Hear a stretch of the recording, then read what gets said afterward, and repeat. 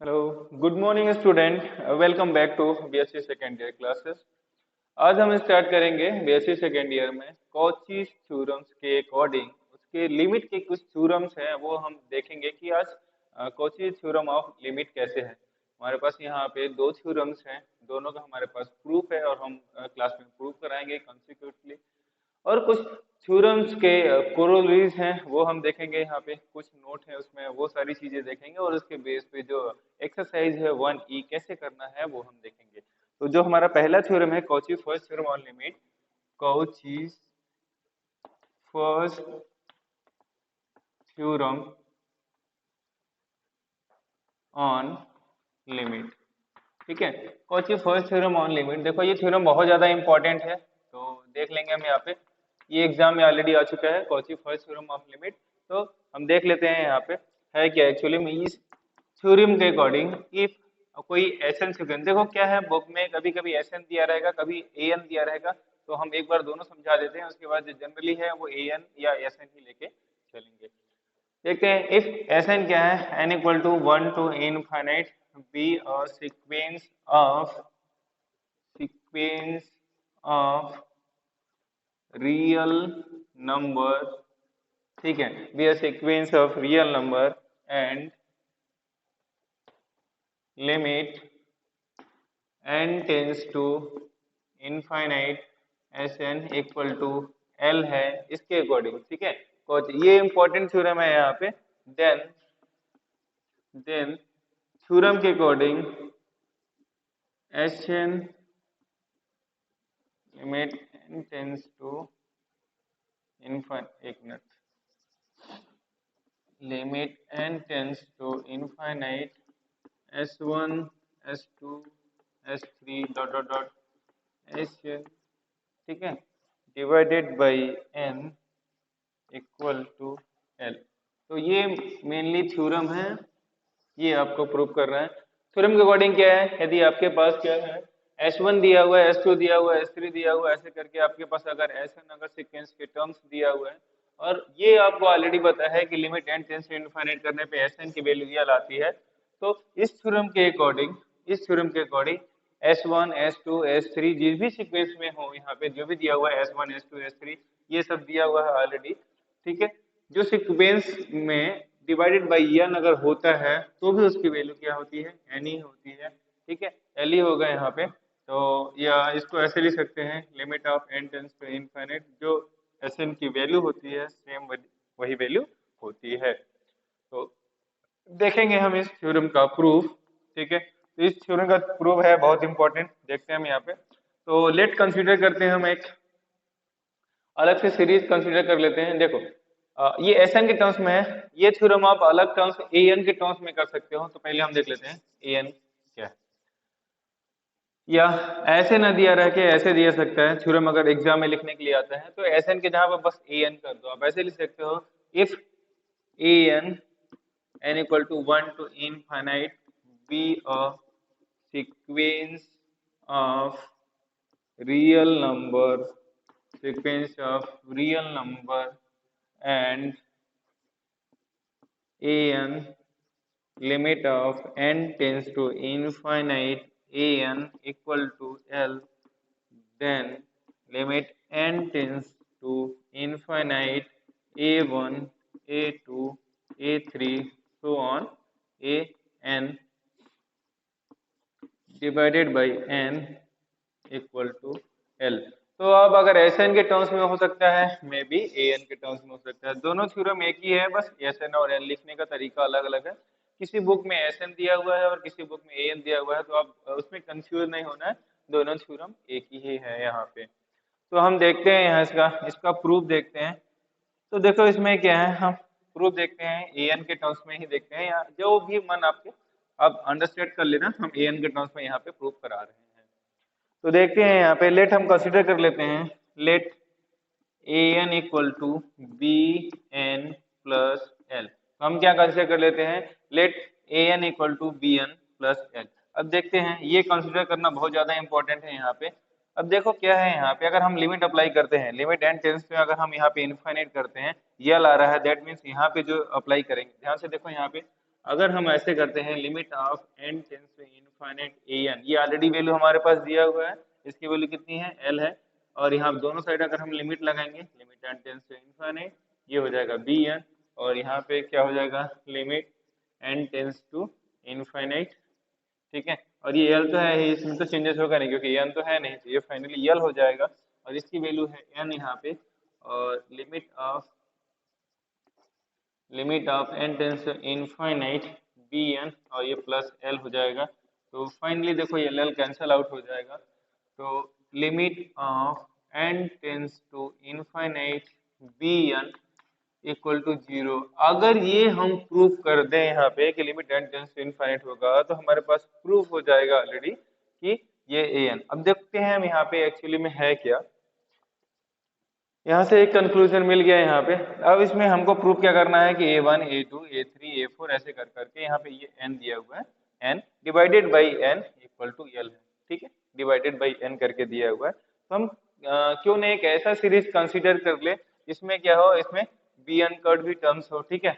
तो हम क्या करते हैं सिमिलर मैनर, जैसे an था सिमिलर मैनर में, इसी तरह हम इसको क्या करते हैं एक्सपांड कर देते हैं। तो एक्सपांड कैसे कर सकते हैं, इसको ऐसे लिख सकते हैं a1 plus a2 plus a3 plus a4 dot dot dot dot an equal to divided by n equal to l plus b1 b2 b3 dot dot dot dot bn divided by n। ध्यान से देखो यहाँ पे same चीज है जैसे हमने ऐसे किया था, जैसे हमने an equal to bn plus l किया था, हमने इस टर्म्स में किया a1 a2 a3 a4 ऐसे इस टर्म्स में किया। यहाँ पे एक्चुअली में ये प्लस ही है सब, a1 a2 ये सब प्लस में ही है, ठीक है, प्लस है, s1 s2 s3 सारी चीजें प्लस में है यहाँ पे। तो वही हमको प्रूव करना है a1 plus a2 plus a3 a4 ऐसे करके dot dot dot an equal to कितना हो इतना,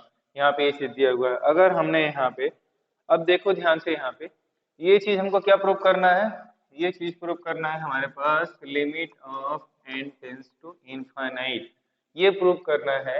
अगर हम बोथ साइड अगर हमने लिमिट लगाया limit of n tends to infinite, तो ये वाली वैल्यू जो है l वाला तो l ही रहेगा, और फाइनली अगर ये प्रूव करना है हमें यल लाना है, दैट मीन्स हमारी जो ये वाली वैल्यू है b1 b2 b3 b4, ये आफ्टर अप्लाइंग द लिमिट, ये जो लिमिट है लिमिट अप्लाई हम जब करेंगे तो इसकी वैल्यू 0 आनी चाहिए। तो इनडायरेक्टली अगर हम b1 plus b2 plus b3 plus b4 dot dot dot bn divided by n को अगर हम limit n tends to infinite apply करने के बाद अगर हम 0 ला सकते हैं, तो a1 plus a2 plus a3 a4 plus an divided by n limit n tends to infinite equal to ये आ जाएगा, और ये हो जाएगा हमारा प्रूफ। क्लियर है।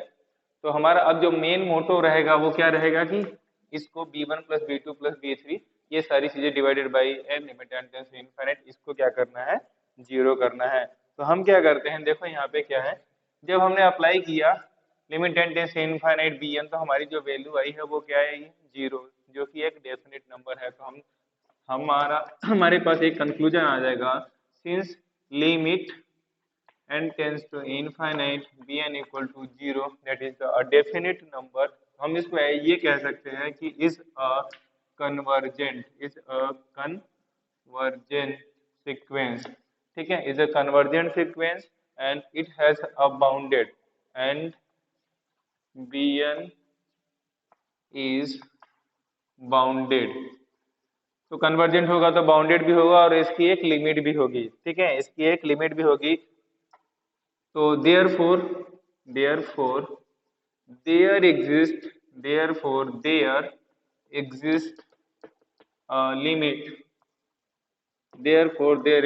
a limit, हम उस लिमिट को कह देते हैं, ठीक है, therefore there exists a limit, तो इसलिए उसकी क्या होगी एक लिमिट एग्जिस्ट वहां पे करेगी। And also exist a positive number के सच दैट, जैसे हम एप्सिलॉन लेते थे ना, सिमिलर मैनर में वो के एक पॉजिटिव नंबर है, इस टाइप से है कि जब हम bn का मॉड करते हैं, क्लियर है, जब हम यहाँ पे bn का मॉड करेंगे bn, ठीक है, अब देखो क्या इसकी जो लिमिट है क्या है, यहाँ पे बाउंडेड है, उसकी लिमिट क्या है, वो क्या है 0, अभी थोड़ी देर पहले देखा है। तो यहाँ पे ऐसे कर सकते हैं bn माइनस 0, और ये कितना हो जाएगा, जैसे एप्सिलॉन होता था सिमिलर मैनर में यहाँ पे k हो जाएगा। तो bn माइनस 0 और इसका क्या हो जाएगा मॉड। यहाँ पे हम ऐसे कर सकते हैं कि जो n की वैल्यू है वो क्या है, नेचुरल नंबर है। क्लियर है। तो bn का मॉड, अब इसको हम ऐसे लिख सकते हैं bn का मॉड लेस देन, सॉरी यहाँ पे k था, k for all value of n belongs to natural number. Clear है। तो आगे देखते हैं हम यहाँ पे। अब अगर हम बात करें कि देयर एग्जिस्ट, अगर हम बात करें कि जो bn है ऑलरेडी हमारा कन्वर्ट टू क्या हो जा रहा है, हमारा 0 हो जा रहा है। तो एक ऑलरेडी एक पॉजिटिव इंटीजर एप्सिलॉन भी हमारा एग्जिस्ट करेगा यहाँ पे। तो हम ऐसे लिख सकते हैं यहाँ पे since bn n equal to 1 to infinite is converge to 0, therefore there exist का आप सिंबल ही लिख दो, ठीक है। Therefore there exist positive integer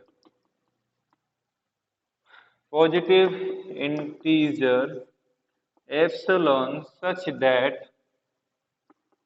such that mod of bn less than epsilon by 2 for all value of n greater than equal to m। अब यहाँ पे देयर एग्जिस्ट है पॉजिटिव इंटीजर m, ठीक है, फॉर, यहाँ पे ऐसे लिख सकते हैं फॉर एप्सिलॉन ग्रेटर देन 0। तो एक पॉजिटिव इंटीजर यहाँ पे m ऐसा है कि bn क्या है, लेस देन क्या हो जाएगा हमारा एप्सिलॉन बाई 2।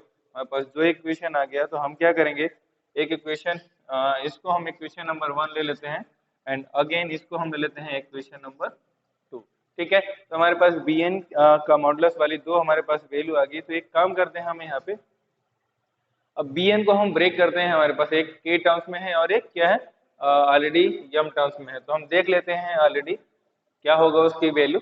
तो k क्या है आपका, कोई भी एक पॉजिटिव इंटीजर है। हाँ, यहाँ पे ध्यान देना कि यहाँ पे जो k वाली वैल्यू है यहाँ पे, ठीक है, जो यहाँ पे दिया हुआ है, ठीक है, ये जो k वैल्यू है एक टाइप का पॉजिटिव इंटीजर है, ठीक है। नंबर्स हैं जैसे 1 2 3 4 होते हैं ना सिमिलर मैनर में, उसी टाइप का है, एक इंटीजर वैल्यू है। जैसे m की वैल्यू होती है m टर्म्स, जैसे n की वैल्यू 1 2 3 4 और m की भी वैल्यू 1 2 3 4, सिमिलर मैनर में यहाँ पे k वाली जो वैल्यू है हमारा अब उस टाइप से है।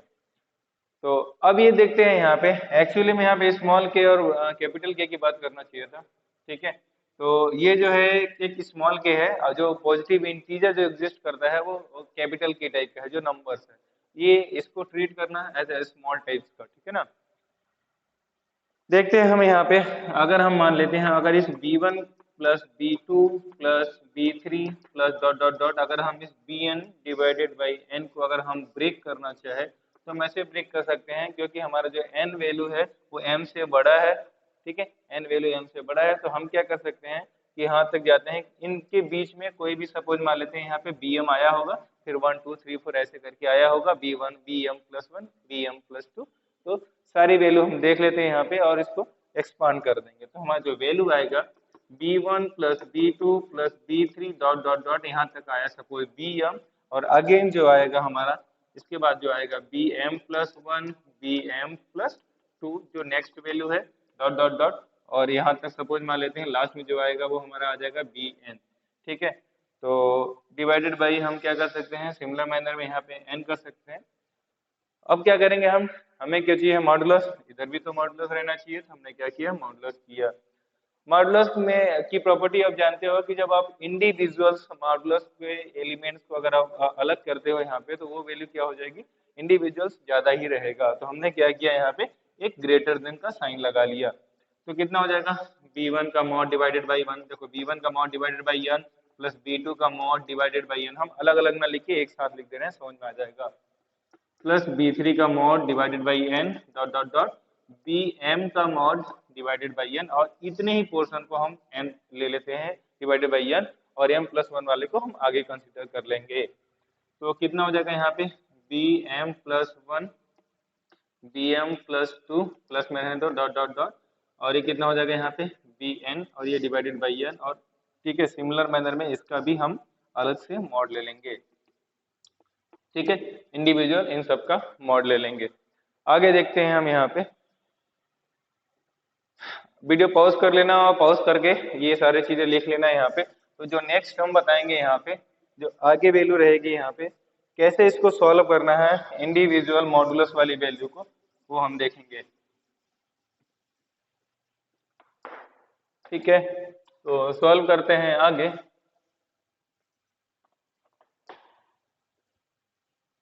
b1 plus b2 plus b3 dot dot dot dot dot, यहाँ पे हम bn लिख सकते हैं डिवाइडेड बाई n, ये मॉडुलस किया, और यहाँ पे हमें जो वैल्यू मिली यहाँ पे ऑलरेडी, वो क्या मिली, इसको भी ऐसे भी कर दो, सेम चीज है, उसी को हमने किया है यहाँ पे। तो b1 का मॉड, b2 का मॉड, b3 का mod and dot dot dot b, कितना टर्म्स है यहाँ पे, m टर्म्स है, डिवाइडेड बाई हमने क्या किया कि अगेन bm प्लस 1 का मॉड, bm प्लस 2 का mod dot dot dot dot bn का मॉड, डिवाइडेड बाई क्या कर दिया हमने यहाँ पे, सॉरी यहाँ भी n ही है। अगेन आते हैं, देखो यहाँ पे हमने देखा है कि bn का जो मॉड होगा वो क्या होगा, k होगा, मतलब b1 का मॉड क्या होगा, लेस देन k, b2 का mod less than k, b3 का मॉड, इंडिविजुअल देखते हैं यहाँ पे, तो ये चीज हमें मिल जाएगा। यहाँ पे कितने टर्म्स है, नंबर ऑफ टर्म्स m है, तो m टाइम्स ऑफ k, और n तो पहले था तो हमने यहाँ पे क्या लिख दिया, n लिख दिया। प्लस आते हैं हम अगेन, यहाँ पे क्या लिखा हुआ है, bm प्लस 1 का मॉड, अगेन bm प्लस 2, ये एक्चुअली में जो नंबर ऑफ टर्म्स है यहाँ पे, ठीक है, नंबर ऑफ टर्म्स है यहाँ पे, देखते हैं n के बाद। अब यहाँ पे जो ये जो कंसीडर दिया हुआ है यहाँ पे bn, और यहाँ पे जो n की वैल्यू जब m से ज्यादा हो जाएगी तो हमारी जो कंडीशन है, इसका जो मॉड है वो क्या हो जा रहा है, एप्सिलॉन बाई 2 हो जा रहा है।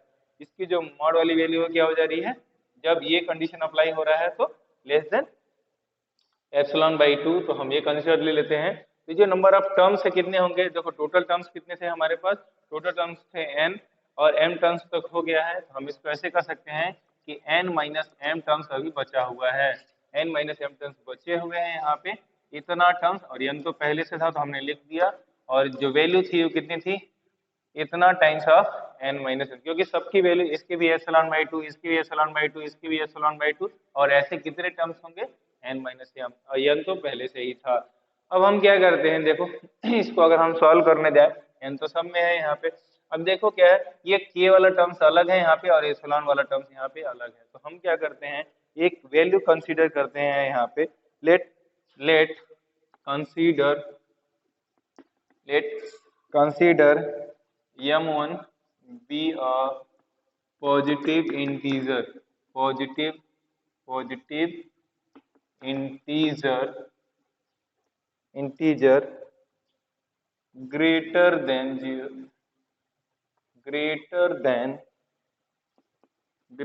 than 2mk divided by epsilon, इससे बड़ा होगा। m1 की जो वैल्यू होगी, इसको हम ऐसे लिख सकते हैं कि m1 की जो वैल्यू होगी 2mk डिवाइडेड बाई एप्सिलॉन। देखो ये करने के पीछे का लॉजिक बस इतना है कि यहाँ पे अगर ये हम करेंगे तो जो वैल्यू आएगी mk डिवाइडेड बाई n की जो वैल्यू आएगी वो लेस देन एप्सिलॉन बाई 2 से भी रहेगी, ठीक है।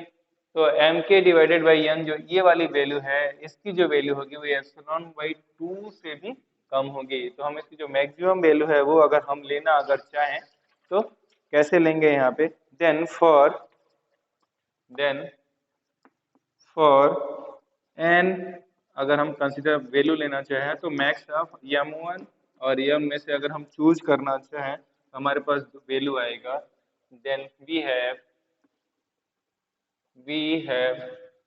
क्या करेंगे, इसी को सॉल्व करते हैं, b1 b2 b3 b4 dot dot dot dot bn divided by हम यहाँ पे क्या करेंगे, n, ये वैल्यू दिया हुआ है, इसका जो मॉड होगा यहाँ पे क्या कर सकते हैं, एप्सिलॉन बाई 2 तो ऑलरेडी था ही, तो हम इसको क्या कर सकते हैं, इक्वल टू एप्सिलॉन बाई 2, ठीक है, कंसीडर मैक्सिमम वैल्यू कंसीडर करते हैं, और ये भी हो जाएगा हमारा एप्सिलॉन बाई 2, और ये एक्चुअली में लेस देन था, लेस देन लगाते हैं, और ये कितना हो जा रहा है हमारा एप्सिलॉन वैल्यू।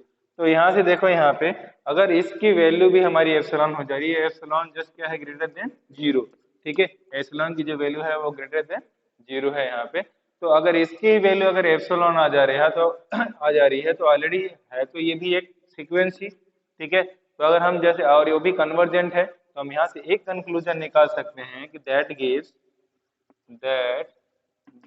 क्योंकि यहाँ पे एप्सिलॉन वैल्यू आ रही है, तो that gives limit of n tends to infinite, limit n tends to infinite b1 plus b2 plus b3 dot bn divided by n, और अप्लाई किया हमने लिमिट। तो लिमिट अप्लाई करने के बाद ये जो वैल्यू आएगी वो आ जाएगी हमारी 0। और फाइनली यही हमको प्रूव करना था। अगर इसकी लिमिट हमारी 0 आ जाती, इसका मतलब a1 a2 a3 a4 ये सब एडिशन में divided by r limit n tends to infinite की ही वैल्यू हो जाएगी ओनली l। यही हमको प्रूव करना था। तो अगर ये वैल्यू 0 आ गई,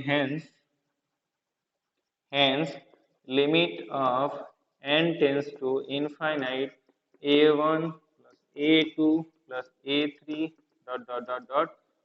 an divided by n equal to l plus 0 equal to l। तो फाइनली यही प्रूव करना था, और ये वैल्यू ऑलरेडी हमको पता ही थी किसके इक्वल थे, limit of n tends to infinite l, ठीक है। तो ये जस्ट वैल्यू इसी के इक्वल था, तो हम क्या कर सकते हैं, ये थ्योरम यहाँ से हो जाएगा प्रूफ।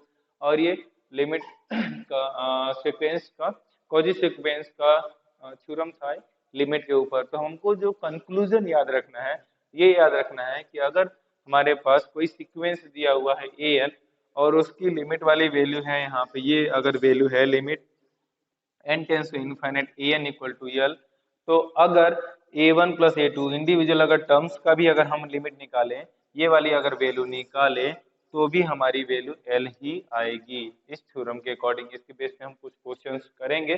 तो आप ये वीडियो पॉज कीजिए और ये सारा चीज लिख लीजिए यहाँ पे। अगेन हम आते हैं इसके बेस पे कुछ न्यू प्रॉब्लम्स। नेक्स्ट आते हैं वीडियोस में कि जो हमने अभी थ्योरम्स लिखा, हमारा जो थ्योरम्स था limit of limit n tends to infinite an equal to n अगर है, इफ इट है, तो आपके पास limit of n tends to infinite a1 a2 a3 और an डिवाइडेड बाई n भी करोगे तो इसकी वैल्यू l होगी। अगर इसकी वैल्यू l है तो इसकी वैल्यू l होगी। अभी जो कॉची फर्स्ट थ्योरम पढ़ा हमने उसके अकॉर्डिंग अगर इफ ये कंडीशन फॉलो कर रहा है देन होगा। अब यहाँ पे हम नोट लिखते हैं यहाँ पे कि देखो अगर ये कंडीशन का रहा है, ठीक है, तो अगर ये नेसेसरी कंडीशन है यहाँ पे, ठीक है, नेसेसरी कंडीशन है, और ये अगर सफिशिएंट कंडीशन है। अब देख लेते हैं हम यहाँ पे एक्चुअली में नोट ये लिख सकते हैं, क्या इसका वाइस वर्सा या इसका जो कन्वर्स है थ्योरम का वो ट्रू है या नहीं है। तो हम एक काम करते हैं, यहाँ पे एक एग्जांपल लेते हैं, उसके बाद हम देखते हैं कि क्या इसका कन्वर्स हमारे पास ट्रू है या नहीं है। तो हम एक काम करते हैं, यहाँ पे एक लिमिट लिया, सपोज लिमिट ऑफ एग्जांपल लिया n tends to infinite a1 plus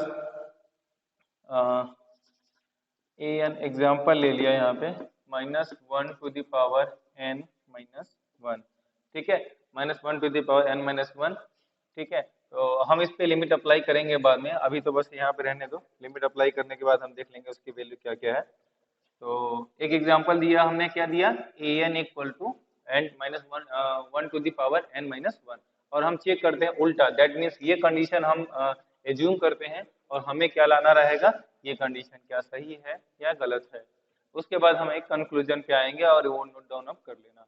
तो क्वेश्चन से हमारा है an equal to -1 to the power n minus 1, और हम एज्यूम करते हैं यहाँ पे a1 plus a2 plus a3 plus a4 dot यहाँ पे हम क्या करते हैं an, और यहाँ डिवाइडेड बाई n, और इसका क्या हो जाएगा यहाँ पे मॉड, और हम वैल्यू देखते हैं यहाँ पे क्या आएगा, चेक कर लेते हैं। मॉड वैल्यू लगाने की जरूरत नहीं है यहाँ पे, ठीक है, क्योंकि ऑलरेडी है यहाँ पे दिया हुआ, कोई दिक्कत नहीं है। a1 की वैल्यू अगर आपका 1 रहेगा तो यहाँ पे कितना हो जाएगा +1 अगेन -1 अगेन +1 यहाँ -1 फिर +1, तो ऐसे करके अल्टरनेट वैल्यू आएगी और डॉट डॉट डॉट डॉट जो लास्ट में रहेगा यहाँ पे -1 जो भी आप जहां तक ले जाओगे -1 रहेगा और ये डिवाइडेड बाई क्या हो जाएगा यहाँ पे n हो जाएगा। अब देखते हैं यहाँ पे देखो, अगर ये कट जाएगा ठीक है, तो एक पेयर अगर मिलता है, पेयर इन द सेंस अगर इवन नंबर मिलता है, अगर n की वैल्यू हमारे इवन रहेगा, n की वैल्यू इवन रहेगा तो सारे के सारे टर्म्स कट जाएंगे, तो दैट मीन्स की जो वैल्यू आएगी हमारी 0 आएगी। अगर n की वैल्यू हमारी ऑड रही, अगर n इक्वल टू हमारा ऑड नंबर रहा, n की वैल्यू अगर ऑड रहेगी तो एक टर्म्स बच जाएगा। और कौन सा टर्म्स बच जाएगा, सपोज मान लेते हैं लास्ट वाला ही टर्म्स बचेगा, तो हमारी जो उसकी वैल्यू है ठीक है, जो भी वैल्यू आएगा जितना नंबर्स रहेगा यहाँ पे पावर में है, या तो क्या बचेगा ओनली ये बचेगा हमारा 1/n, ठीक है, जो भी बचेगा 1 प्लस माइनस जो भी बचेगा यहाँ पे हम देख लेंगे यहाँ पे, तो हमारा जो टर्म्स आएगा वो 1/n आ जाएगा। तो हमारे पास देखो एक्चुअली जब हम लिमिट यहाँ पे अप्लाई करते हैं, limit of n tends to infinite और समेशन, हम ये सारी चीजें करते हैं, सबको ऐड करते हैं यहाँ पे, तो हमारे पास जो वैल्यू आ रही है वो 2 वैल्यू आ रही है, ठीक है। अब देखते हैं यहाँ पे अगर 2 वैल्यू आ रही है, ठीक है, अब हमारे पास यहाँ 2 वैल्यू आ रही है, लेकिन अगर हम अप्लाई करते हैं, जैसे अप्लाई किया, apply limit n tends to infinite, ठीक है, तो अगर हमने अप्लाई किया a1 a2 a3 dot an divided by n, अगर हमने इनफाइनाइट कर दिया तो ये सारी वैल्यू कुछ भी हो, ये सारी वैल्यू कुछ भी हो, अगर नीचे इनफाइनाइट आ रहा है, ये पूरी की पूरी वैल्यू कितनी हो जाती है कि 0, लेकिन इसमें एडिशनल पार्ट आ रहा है ये 1/n, ठीक है, तो ये अलग अलग वैल्यू है, तो यहाँ से हमारा ये हो जाएगा, ये क्या है जो सीक्वेंस हमारा दिया हुआ है an equal to -1 to the power n, ये तो कन्वर्ज है नहीं, तो ये कन्वर्ज लिमिट एक ही लिमिट होगी वहाँ पे, यहाँ पे 2 वैल्यू आ गई है, is not a converge, is not converge,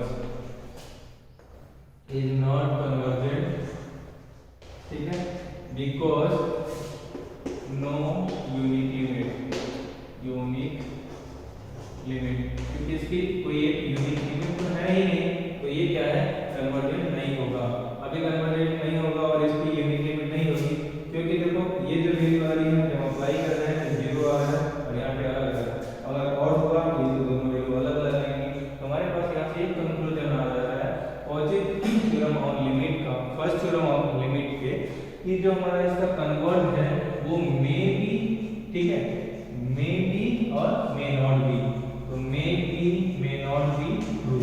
तो देखो हम जनरली इन जनरल क्या बोलेंगे, इसका जो कन्वर्ज है वो हमेशा सही नहीं होगा, तो हम हमेशा नहीं होगा इसका मतलब क्या है कि हम जब थ्योरम्स देंगे यहाँ पे कन्वर्ज थ्योरम, तो वो क्या है कि इसका जो कन्वर्ज होगा वो ट्रू नहीं होता है, जनरली हम ये बोलेंगे, एक्सेप्शनल केस में होगा वो क्वेश्चन पे डिपेंड करेगा, क्लियर है।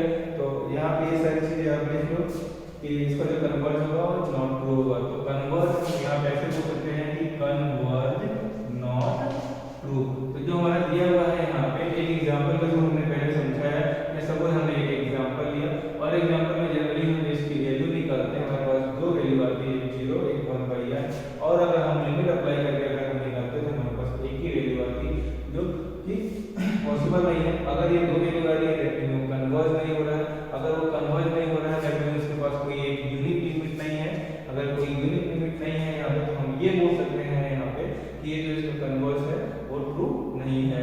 दैट मींस अगर आप ये असम्पशन लेके चलते हो कि इसकी वैल्यू अगर हमारे पास ये है तो सेम वैल्यू हमारी इसकी वैल्यू नहीं होगी, अगर आप अप्लाई करोगे तो इसकी वैल्यू 0 आ जाएगी, जो कि अलग अलग वैल्यू है, क्लियर है। तो यहाँ से समझ में आ गया ये कन्वर्जन, ठीक है। अब यहाँ पे इसका क्या है, एक एक्सेप्शनल केस है, सपोज हो सकता है यहाँ पे कि हमने लिमिट अप्लाई किया, limit of n tends to infinite, तो नोट में लिखना ये सारी चीजें इंपॉर्टेंट चीज है, तो कन्वर्ट को भी नोट में लिख लेना और ये भी नोट में लिख लेना कि अगर ऐसा होता है कि limit of n tends to infinite करने पे, limit n tends to infinite करने पे यहाँ पे इनफाइनाइट आ गया, ठीक है, तो limit n tends to infinite A1 A2 A3 A4 an divided by n equal to infinite होगा। तो दैट ये जो एक एक्सेप्शनल केस है ये किस नहीं करेगा, इस वाले केस में इनफाइनाइट हो जा रहा है, इस वाले केस में कॉची थ्योरम अप्लाई नहीं होता है, इसमें कॉची थ्योरम अप्लाई नहीं होगा। तो यहाँ हम ऐसे कर सकते हो कैन नॉट शो, अगर हमारा इनफाइनाइट हो जाएगा तो हम इसको इनफाइनाइट नहीं शो कर सकते हैं। क्लियर है? तो ये कुछ नोट है उसके, कोचिंग फर्स्ट टर्म ऑनलाइन हो गया, इसके वजह से कुछ क्वेश्चंस देख लेंगे हम नेक्स्ट वीडियो में। तब तक के लिए वीडियो पॉज करो और नोट डाउन करो। Okay, thank you so much.